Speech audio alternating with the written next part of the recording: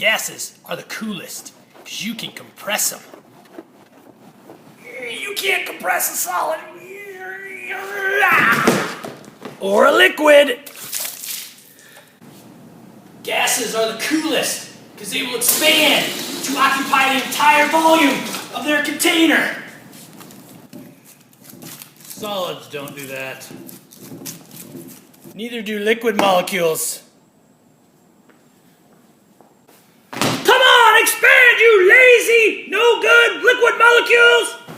No doubt about it, the gas phase is the best phase. This fellow here with the lovely flowing locks is Robert Boyle. He was an Irish scientist who way back in the 1660s explained the relationship between the pressure exerted by a gas and the volume occupied by the gas. Before going into more detail, it is important to have an understanding of the concept of pressure. As demonstrated with the animation here, the pressure exerted by a gas is the result of gas particles colliding with the walls of the container. The more collisions between the gas particles in the container, the higher the pressure.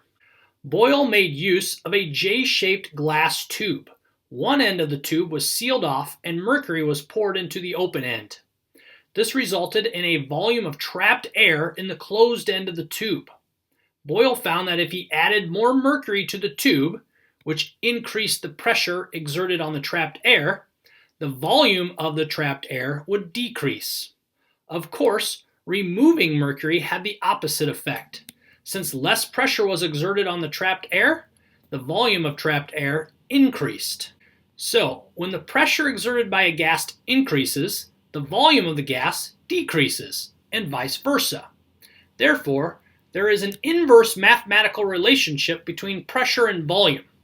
If we were to collect data for how the pressure of a gas varied when the volume was changed, our data would create a graph showing this inverse relationship. We can put Boyle's law to use to solve simple gas problems.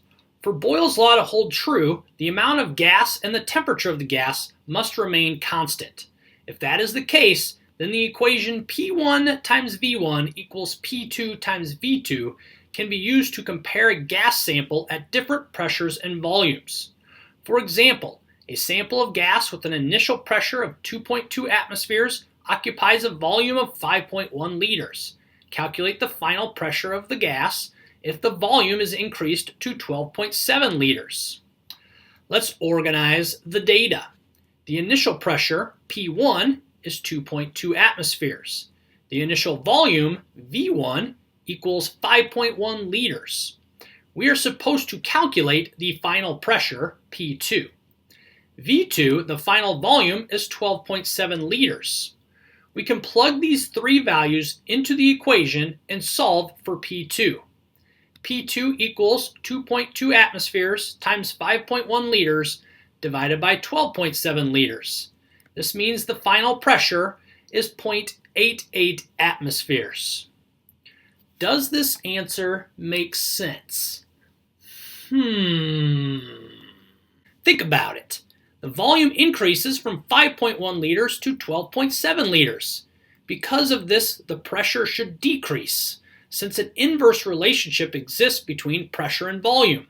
The pressure does decrease. It changes from 2.2 atmospheres to 0.88 atmospheres. Amazing!